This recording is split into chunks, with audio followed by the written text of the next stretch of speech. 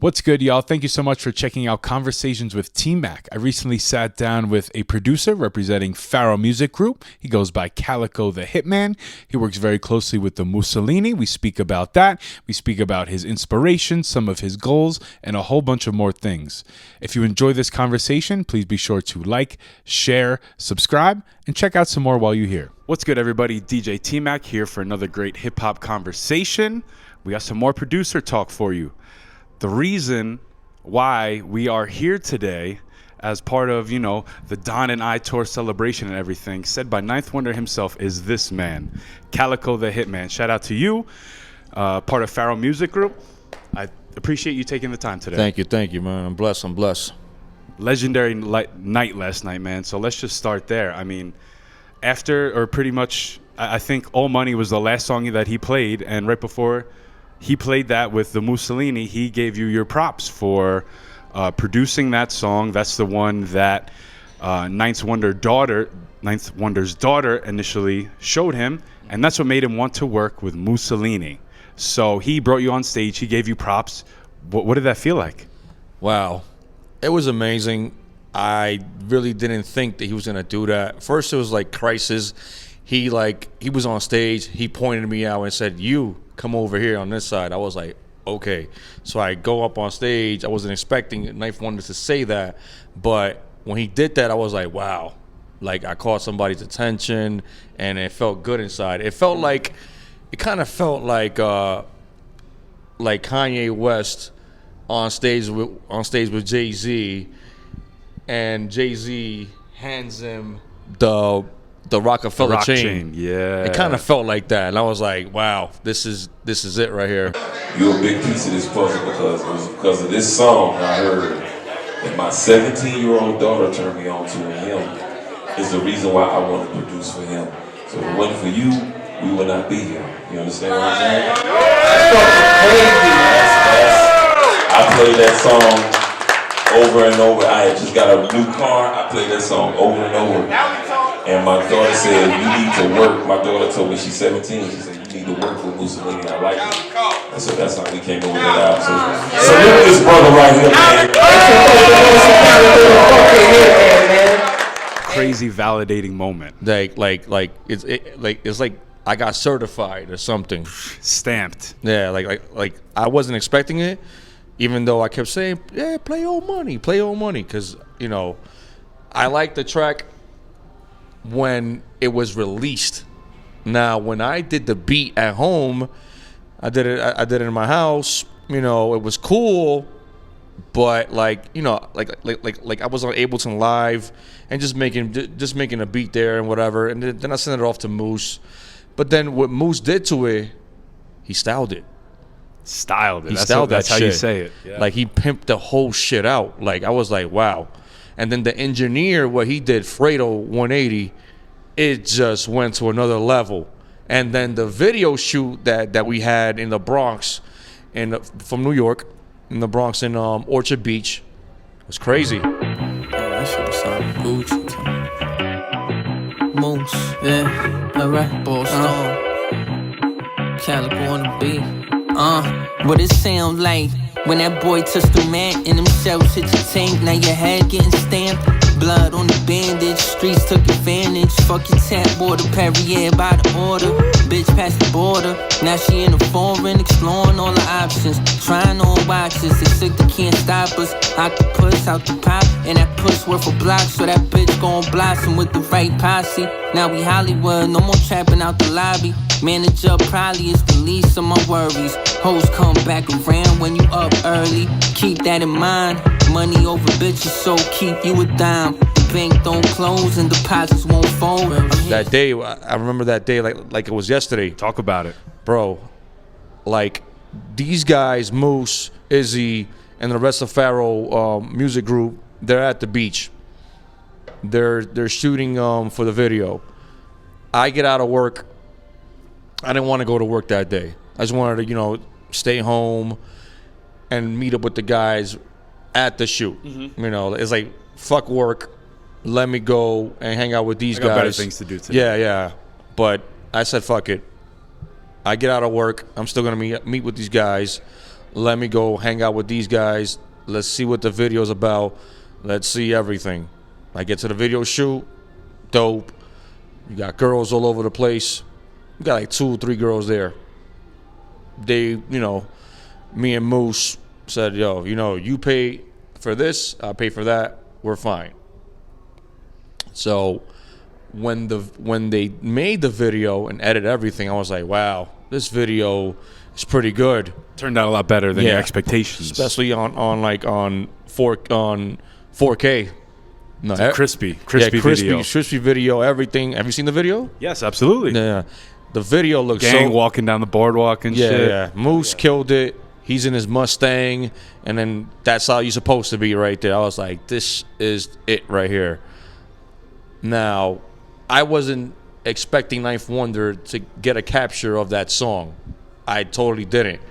But since Moose been grinding, and we've been working and continually to work, while people were just like taking breaks. I don't want to say take breaks, but like I would say like because COVID happened. So since like when COVID happened, you couldn't get access to the studio. Nobody wanted to be next to each other. Mm-hmm. Stopped a lot of momentum. Yeah, it stopped a lot of momentum. So Moose, knowing who he is, I've been knowing him for like 14 years. He said, no, not that he said, it's just that his mindset is like, I gotta grind. You've been knowing me for a long time. I still gotta grind. I've been grinding with him for 14 years. I'm not gonna say on and off. There's weeks that I don't make a beat, whatever. But at that point that he wanted to release that album, the Goldie, I said, let's go. That Return of the Oral. Return of the Oral. It's not Goldie, but it's Return of the Oral, which we got on vinyl. Over yeah, here. we got on vinyl. I said we have to have you tag that one for sure. I said, fuck it, let's do this shit. And then we kept going to the studio and having different days of, we're gonna go to this studio, send me more beats from your house, I'm fine. That's about it. Mm-hmm. But like Fredo, the engineer, he really polished my shit, and I did it also. Mm-hmm. And Moose did it also. And then Ninth Wonder, thank God that he listened to what we have to say. His daughter, I mean, introducing him. That's pretty interesting that he said like his 16, 17-year-old daughter found the track, and then that his daughter told Ninth to mess with him. Mm-hmm. It was time already. It was about time. That's crazy. We've been doing this for a long time. Ever since I met him, it was day one. Let's get this music going. Let's make this. Okay, let's go. Mm-hmm. So how did you initially get your start in beat making? I would say like in 1998. I was at the time in high school. There was a friend of mine named Solex that used to live across the street from me. And he put me on to like beat making, but we had Acid 1.0. So he was making music also and teaching me how to make music through, we had what's that computer? The Gateway computer. It was a long time ago. We had the Gateway computer, and I had one in my room, and he would bring the program over, so he would do his demos, his albums, and that's what we did. Mm-hmm. And then like the beats weren't all that good. Like they were never okay. Starts out too good. Yeah, it never starts out good. It never sounds like a professional. You have these little microphones that come with the computer. Like it just sucked. But then after a while, we started getting better with Acid, and then Reason, and then Pro Tools shows up in my life. And then from there, I go to school. I went to school for Queensborough Community College. Started learning music there with like basic sight reading with the piano and all that stuff. A little bit more like theory, like and understanding music of theory music and all that. And then I got like a little better at that. I got better at the basics. And then from there, like I just stuck with Ableton Live. Like out of all those programs like Acid, like no. Ableton Live, it was the program that really changed up everything for me, and it speaks out for me to this day. And I'm never gonna change that program for no other program. Just my program is Ableton Live. That's it. And then from there, I just started just killing shit. Yeah, once you got your tool of choice, and you can really focus in on it. Yeah. We see what can happen. Yeah, and it just took me to another level. Like I said, I was not expecting Knife Wonder, nobody to listen to me like this. It's just when I give the tracks, okay, here's the tracks. Here's my 2 cents here. Here's like what I'm gonna contribute over here to the table. Mm-hmm. And people love that shit, but then like people go like, yo, you should sell it, like get involved. I kept going to beat camps. I went to beat camp like in 2017, 18, and I started learning off an Ill Mind. That's another one also. Yeah, I love following his social media. He puts out a lot of great information. I met Ill Mind. I met there's a guy named Music Maestro. Like I would say like he's like the king of Uptown. Uptown in New York City, like if you got Harlem, you got Bronx, you got Yonkers, you got Washington Heights, you got Dykeman, like his shit, like to this day is like good stuff. So I always listen to his stuff. And then the fact that I know him, he's a platinum producer. So he's like deals with Dipset, and he deals with like all the top hitters in New York City. Heavy hitters. Yeah, he's a top hitter. So then now it's like, like I don't emulate styles like from him or nothing, but like I would say like he motivated me, and Fredo 180 motivated me with his R&B style, so I like that also. And then that Moose have an understanding, like he likes his pimp shit, and I like the pimp shit also, and like those beats that sound like from like they come from the movies from like 1970 and 1980s around there. I like those type of sounds. Yeah. But then I like my synth sounds also, like those Terminator sounds. Like it sounds like a little bit like kind of like what Jay Dilla, like he'll take that and then he'll start making some stuff like that. Spacey shit. Yeah, I like stuff like that that's like rare and you never get to like it comes from the VCR. It comes from VHS tapes and shit. So I like stuff like that. Like if it got to be a synth, like the Juno boards or something. I'm with the retro sounds, but it sounds so good. Yeah. Yeah, that's cool, man. So I was gonna ask you how you source your music. You have a bunch of different styles that we just like talked about. You like to dabble and get into different sounds. I like to dabble and get into different sounds. I love different sounds. Sometimes there's sounds that irritates my ears. I'm like, I don't like this shit. Cut that out. Yeah, but this type of sounds like, oh wow, this synth sounds warm. It sounds warm. I like this different type of sounds. It just sounds very warm. But there are styles that I get into. I'm more like I like boom bap, but a part of me I like R&B. So I make sex R&B. Yeah, okay. Like getting to the soul of a woman that she wants to like get laid and shit. I like stuff like that. Okay. And then I like romance R&B. I like that also, but it's just gotta be with those hit notes. Gotta have a feel. Yeah, it's gotta be a warm sound. Like, hey, listen, this is like, not for nothing. My favorite rapper right now is Drake. I like Drake. Like I like all his shit. Puts out a lot of good shit. Yeah, he puts out a lot of good shit, and I like his like the style of rap and R&B as well. So like The Views was my favorite album from him. And then like the fact that he sampled DMX is what these bitches want from a N-word, that. And I like that. And I was like, damn, tracks like that, I wanted to emulate those styles. Interesting. Yeah. Let's get more into the details of you sourcing the music though. Do you like to dig through the crates? Do you pull from the internet? How do you like to? You talked about VHS. Where are you pulling from? I used to pull from the crates back in like early 2004 and 5. But then I go like, I had a turntable. Then I was like, you know what? I don't even want this stuff from the turntable. So I dig sometimes from YouTube, sometimes from the internet, sometimes from just internet and YouTube, and then like I go do my search and like get those keyboards and just fuck around with them, and that's about it. you know, some warm synths that I could just relate to, and like, okay, I want this sound right here. I want that sound. Nice, man. Nice. Do you have any like plugins or things within like your DAW, like Contact that you use? Like, Track God is my shit. Okay. Like I use 808 basses. Track God is definitely a VST that people need to check out. Okay. Track God, and then like I got the there's another VST that says slow mo, that it just like slows down like the track and everything. Okay. You know, like I do make trap beats as well. I don't just stay with boom bap. I like to keep it versatile.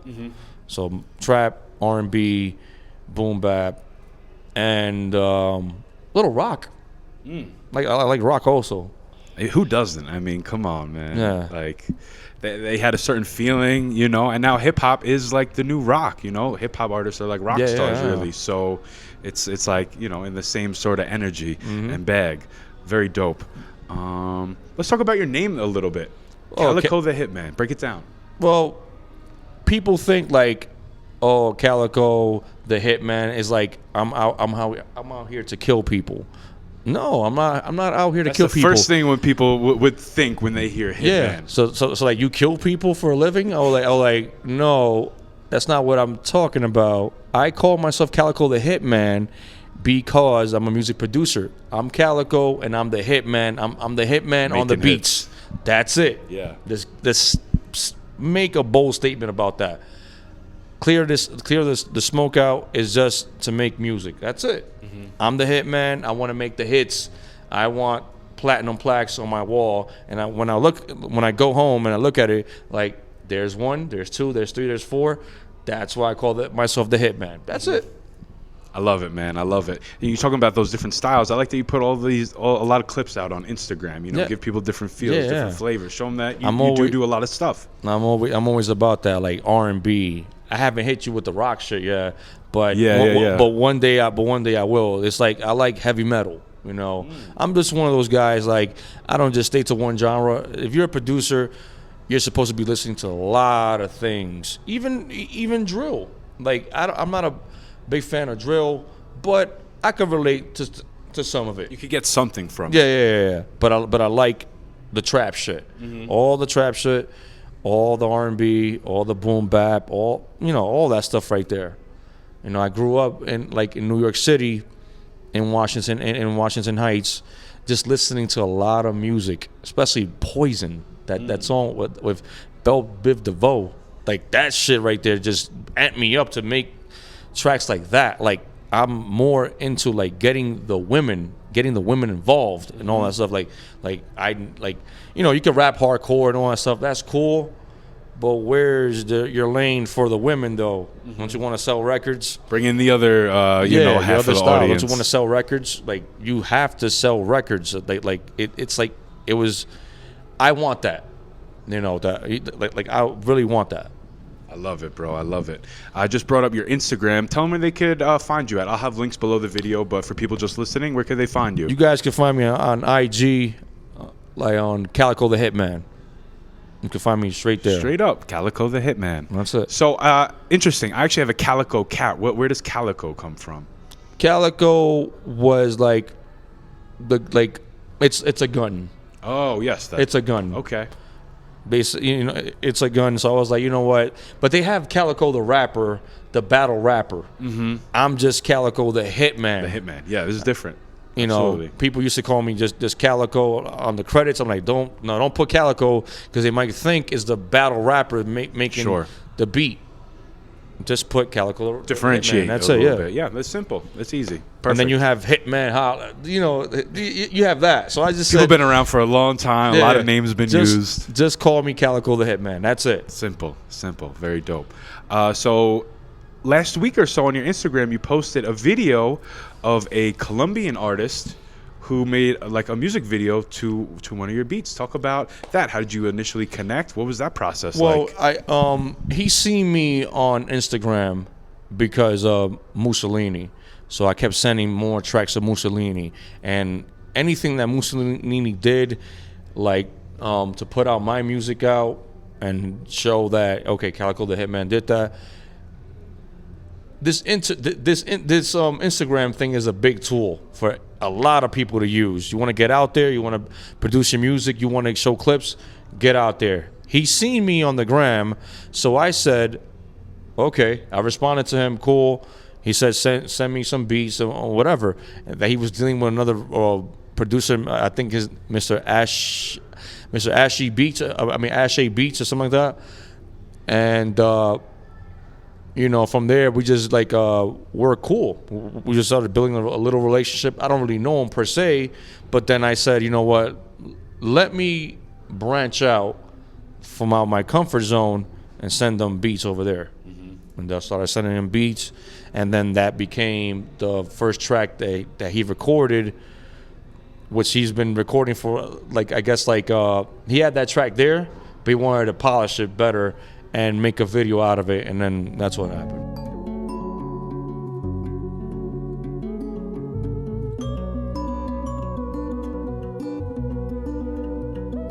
Hiphop detona, what? Calico the beat, the Hitman, el TMac, wanted my son. Right, motherfucker son, what, shit, what? Gangsta o cosa nostra, los de comer seguido o en corbata ostras. La mejor vista en la costa, y aquí mierda en los barrios muere el que abra boca. Bala por coca, bala por chota. That's cool, man. I mean, the overseas connections, Instagram as Now, a tool, it's very easy to do that. But I wasn't expecting it. I wasn't all this stuff. Because I put up. You weren't necessarily reaching out to different artists. Yeah, because I put out clips there. I'm sorry.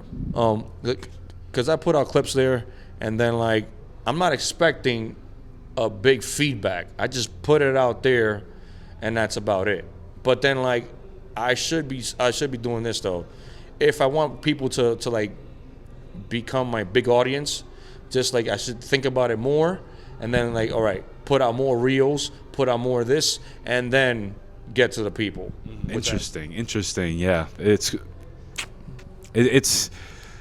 crazy, right? Because one day you're doing Instagram, you think you got it, you're doing it the right way, and then the next day it could just change. So you always got to be on top of it. This is something I was talking about with Crisis last night, how the limitations of technology kind of brings out his creativity. He talked about how he first started making beats with technology using FL, but then he kept on going back and buying older machines because it had more limitations and less ability to do different things with it. So that's a very interesting point that he brought up. What do you think about that? What kind of equipment do you use? People like to shun technology sometimes, but that's the reason why we're living in the world that we live in right now, why we're doing this, right? So what are your thoughts on technology and using it in music and all that stuff? So my thoughts right now, let's say if he's using the SP1200 or the MPC, people are gonna like that feel of that machine. There's people out, like me. I just use Ableton Live with a small drum pad, with the Machine Micro, or I use my synthesizer to create my bass and everything. But I'm not even hating on what Crisis is doing. He's doing great with that. You need those old machines. You need those right there. He's going back to the roots on what he wants to do, and the sound sounds so crisp that when he gets it out on Pro Tools, it's just a banger. It's just a fucking banger. Me, when I do my beats on Ableton Live, okay, it sounds like this. It doesn't sound too mixed up, but I'm gonna take those tracks there, hand it to my engineer, and we're gonna make a banger. Make it sound good. It just, people are different. I'm just different. I need to see visual. I'm visual, and then when I hear a 16 a 8-bar hook, go into the 16, then cut off the 16 and go right back to the 8-bar hook. I need to see those bars visually on my screen. Got it. He has to hear it. I gotta see it. I'm just very different. Different methods, different ways to do it. Interesting. Yeah. Interesting. All right, Calico, I appreciate you taking the time. Now we're going to get to the most important part. I finish all the interviews like this. Where is the good pizza around where you live? Where's the go-to pizza spot or food spot? You know, bodegas are big in New York. Where's a good bodega? Let them know. I would say the good pizza spot, it's around my area. There's a spot called Coronet Pizza. It's a jumbo slice pizza. Okay. It's like 2 slices in one, but it's very big. It's some good shit. Like you need that. I mean, there's other places also, like if you want wings, go to Don and John's. That's where Musalini gets his wings at. And like, not for nothing, at first I thought it was Hooter wings, because I love Hooter wings. It tastes so great. But Don and John's, they sell some good stuff there too. Don and John's, we got to check it out. Yeah, and that's in like downtown in Manhattan. Okay. Man, Calico, thank you for that. Thank you for the interview. No problem, thank you for bro. the insight. Thank you. And once again, the reason why we're here on the Don and I tour, Calico the Hitman, ladies and gentlemen. Thank you. A bunch of dead rappers trying to catch up in the streets. Can't fuck with me. All these hoes in them down pieces all want a piece of me. Can't fuck with me. See me doing 220 in the V on the west side. Can't fuck with me. I'm just a